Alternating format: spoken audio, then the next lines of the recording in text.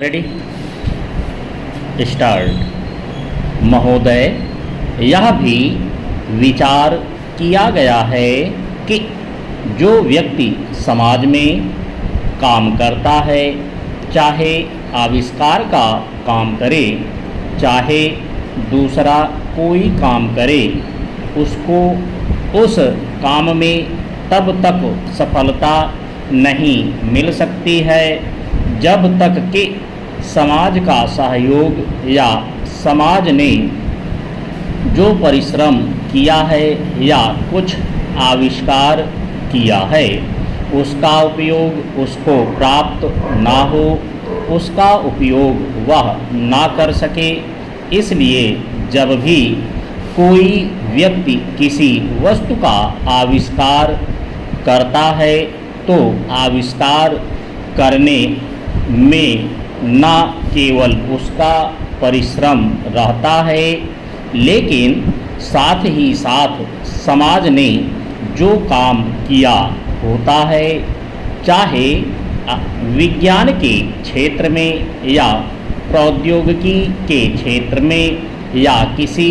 अन्य क्षेत्र में, उस सब से भी वह लाभान्वित होता है। इसलिए जब हम किसी आविष्कारक के किसी आविष्कार के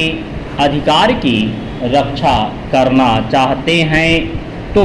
उसके साथ साथ यह भी विचार हमारे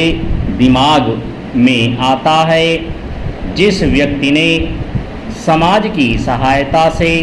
आविष्कार किया है उस समाज को भी उसका फल अधिक से अधिक मिलना चाहिए। माननीय मंत्री जी ने भी कहा है कि पेटेंट लॉ इस सिद्धांत पर आधारित होना चाहिए। मैं समझता हूँ कि पेटेंट लॉ के पीछे दो सिद्धांत निश्चित हैं। पहला सिद्धांत तो यह है कि जो व्यक्ति परिश्रम करके धन लगाकर, अपना दिमाग लगा करके किसी वस्तु का आविष्कार करता है, उसके तथा अपने परिवार के लोगों के अधिकारों की जहाँ रक्षा होनी चाहिए, उसके साथ ही साथ जैसा मैंने अभी कहा है, कोई व्यक्ति समाज में व्यर्थ में काम नहीं करता है, वरन पिछले समाज के लोगों ने जो जो काम किए होते हैं, चाहे विज्ञान के क्षेत्र में या प्रौद्योगिकी के क्षेत्र में या किसी अन्य क्षेत्र में, और जिनके आधार पर वह कोई आविष्कार करता है, उसको उसका प्रतिफल तो मिले, लेकिन जो परिणाम हो उसका प्रतिफल समाज को भी मिलना चाहिए। मंत्री महोदय ने कहा है कि जो यह सिद्धांत है वह भी इस विधेयक के पीछे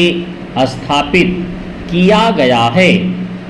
और इस बात का ध्यान रखा गया है कि जहां हम किसी व्यक्ति के आविष्कार के जो अधिकार हैं, चाहे धन के उपार्जन का अधिकार हो या प्रतिष्ठा प्राप्त करने का अधिकार हो, उसे प्रतिष्ठा का और चाहे धन का, दोनों का लाभ व्यक्ति विशेष को भी मिले।